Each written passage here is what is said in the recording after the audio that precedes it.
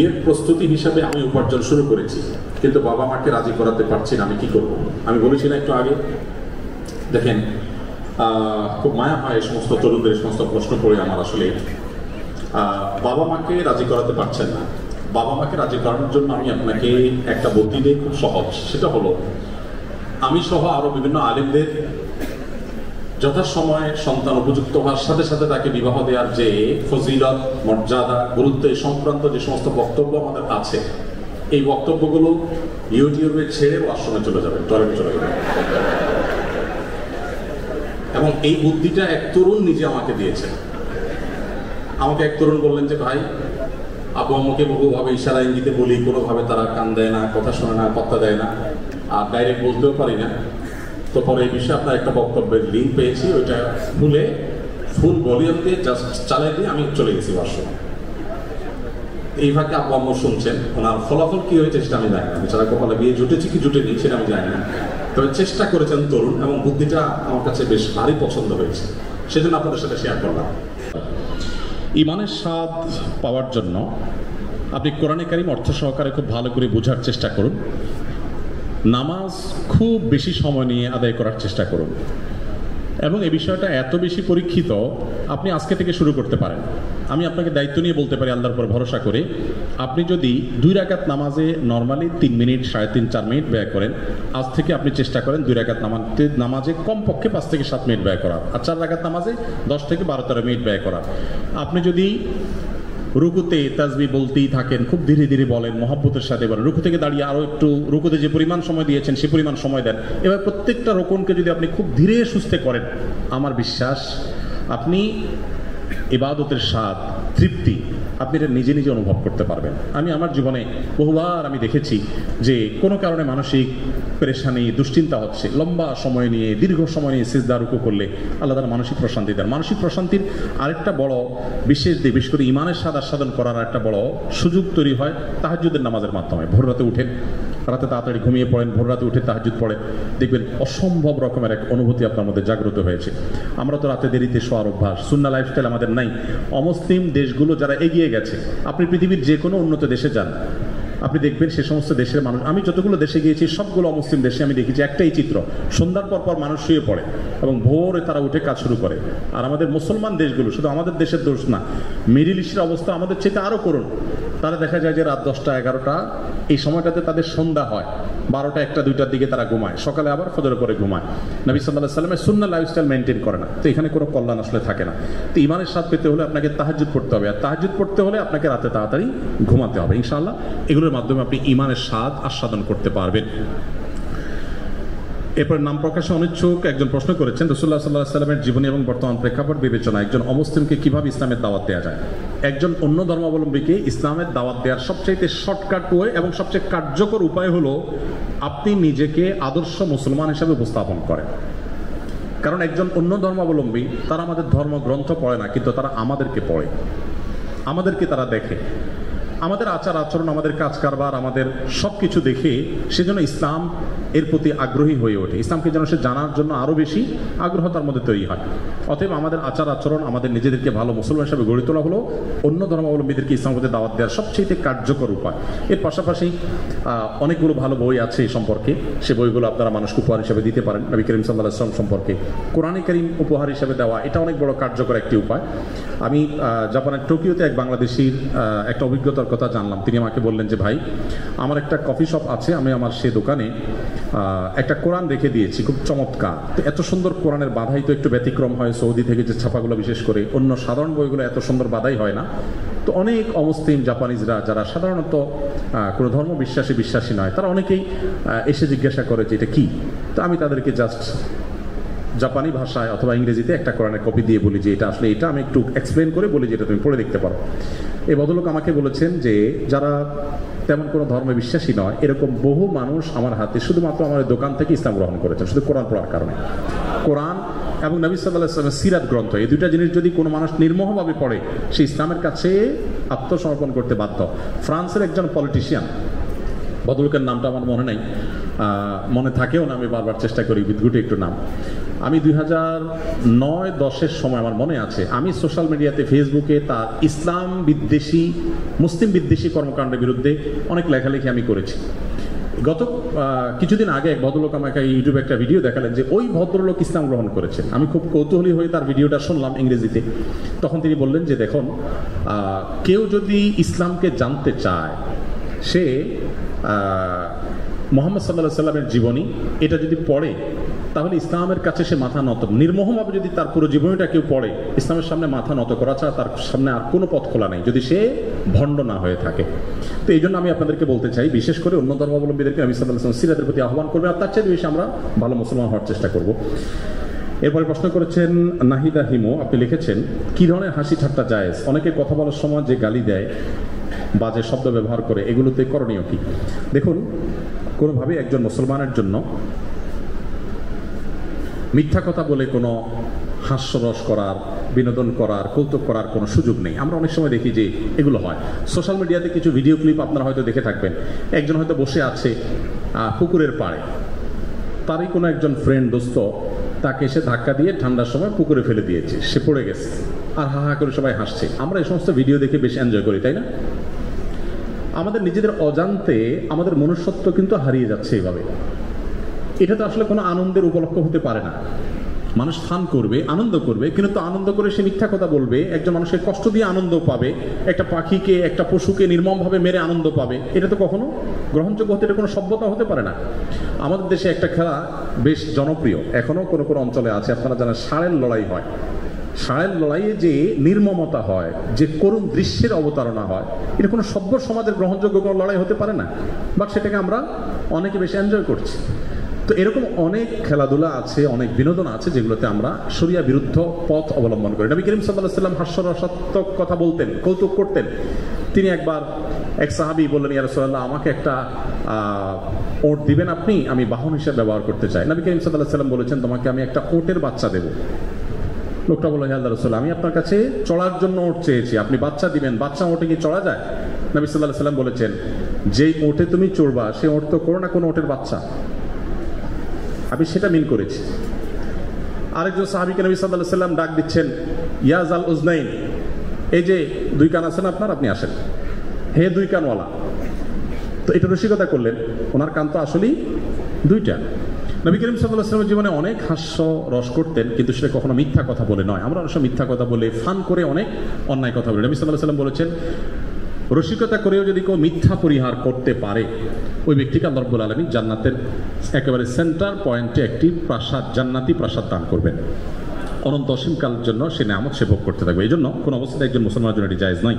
করেছেন শফিউল ইসলাম সাকিব, আপনি লিখেছেন, মুসলিমদের মাঝে বিভক্তি দূর করতে করণীয় কি? মুসলিমদের মধ্যকার বিভক্তি দূর করার জন্য আর কিছু না পারেন, একটি কাজ করেন। ডক্টর আব্দুল্লাহ জাহাঙ্গীর রহমতুল্লাহ আলাইহি বলতেন যে আল্লাহ আমাকে এত পাওয়ার দেন নাই যে বহুদা বিভক্ত মুসলমানদেরকে আমি এক করে ফেলবো, এত পাওয়ার আমার হাতে নাই। যদি থাকতো আমি জোর করে হলেও তাদেরকে একসাথে বসাতাম, এক করতাম, এক হতে বাধ্য করতাম। যেহেতু পাওয়ার নাই, আমি একটা কাজ করতে পারি, সেটা হলো বহুদা বিভক্ত মুসলমানদের মধ্যে নতুন কোনো বিভক্তি যেন না হয়, আমি সেজন্য চেষ্টা করি। স্যারের এই কথাটাকে আমি আমল করার চেষ্টা করি। পারতপক্ষে সজ্ঞানে কারোর নাম ধরে খোঁচাখুচি করা, কারোর বিরুদ্ধে বিশুদ্গার করা, পাবলিকলি কিংবা ঘরোয়া মজলিসে, এই জিনিসগুলো যেন আমার দ্বারা না হয়, আমি সে ব্যাপারে খুব বেশি সচেষ্ট থাকি। আমি আপনাদেরকে উদাত্ত আহ্বান রাখতে চাই, বিশেষ করে আপনারা যারা সাধারণ শিক্ষিত ভাইয়েরা বোনেরা আছেন, আল্লাহর ওয়াস্তে ইসলামের কোনো একটা সেক্টর বা কোনো একটা গ্রুপ আপনি পছন্দ করেন, কোনো আলিমকে আপনি পছন্দ করেন, কোনো স্কলারকে আপনি পছন্দ করেন, তার অনুসারী হয়ে পাল্টা আরেকজন হুজুর, আরেকজন আলেমের গোষ্ঠী উদ্ধার করার জন্য নামবেন না। আপনি আপনারা অনেকে দেখবেন যে এটাকে সওয়াবের কাজ মনে করে যে এক হুজুরের পক্ষ হয়ে আরেক হুজুরের গোষ্ঠী উদ্ধার করলে বোধহয় বিপুল পরিমাণ সওয়াব আমার আমলনামায় লেখা হবে। কিয়ামতের ময়দানে এই লোক যখন দেখবে যে সওয়াবের জায়গায় সব গুনাহ লেখা হয়েছে, তখন তার আফসোসের কোনো শেষ থাকবে না। এজন্য ভাই, আমি আপনাদেরকে বিনীতভাবে বলতে চাই, আল্লাহর ওয়াস্তে মুসলমানদের মধ্যকার দূরত্বগুলোকে কমাবার জন্য কখনো দূরত্ব বাড়ে সেরকম কোনো পদক্ষেপ নেবেন না, সেরকম কোনো কথা বলবেন না। সমালোচনা করতে হলে নবী সাল্লাল্লাহু আলাইহি ওয়াসাল্লামের সুন্নাহ অনুসরণ করে করবেন।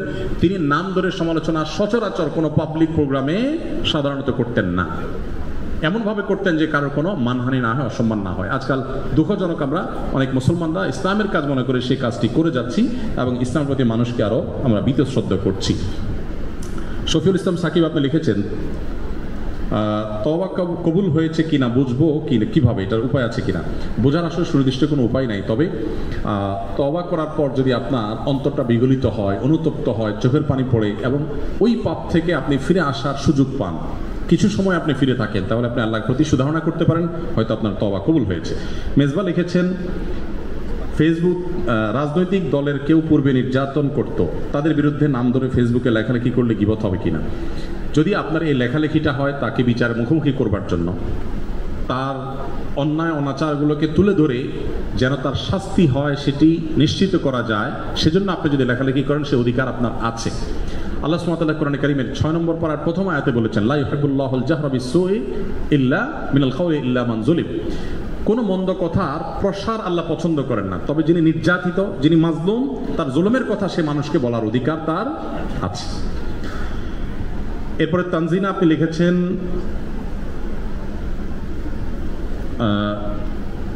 ঢাবিতে করা হোক এমন কোন সংস্কারটি আপনি চান? ঢাকা বিশ্ববিদ্যালয়ে করা হোক এমন কোন সংস্কার আমি চাই? আমি একজন নাগরিক হিসাবে, দেশের একজন নাগরিক হিসাবে দেশের এই প্রতিষ্ঠানের প্রতি আমার একটা প্রত্যাশা তো থাকতেই পারে। একজন নাগরিক হিসাবে ঢাকা বিশ্ববিদ্যালয়ের প্রতি আমার প্রত্যাশা, একটা প্রত্যাশা আপনি চেয়েছেন, কয়েকটা বললে আমি কয়েকটা বলতাম, যেহেতু একটা চেয়েছেন আমি একটা প্রত্যাশার কথা বলি, সেটা হলো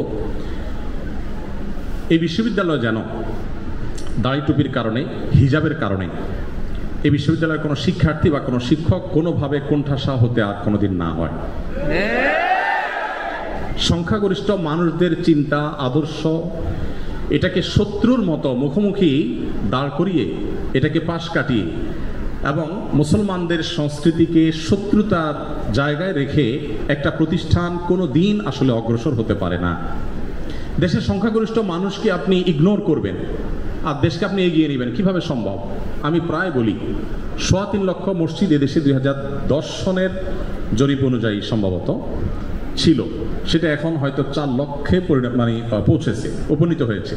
4 লক্ষ মসজিদে জুমার দিন 12:30 থেকে 1:30 পর্যন্ত এই সময়টাতে যদি 150 করে মানুষও প্রত্যেকটা মসজিদে থাকে, সম্ভবত 6 কোটি মানুষ হয়। তাদের পরিবারের সদস্য আছে, সেটা না হয় বাদই দিলাম।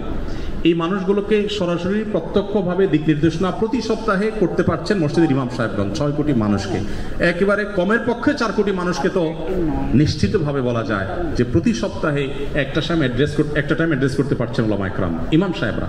তাদেরকে যদি আপনি দেশের মূল ধারার সাথে এগিয়ে আনতে না পারেন, তাদেরকে যদি আপনি আপন করতে না পারেন, তাদের যদি আস্থা অর্জন করতে না পারেন, দেশের উন্নয়নে তাদেরকে যদি আপনি ব্যবহার করতে না পারেন, তো একটা দেশকে কিভাবে আপনি এগিয়ে নিয়ে যাবেন?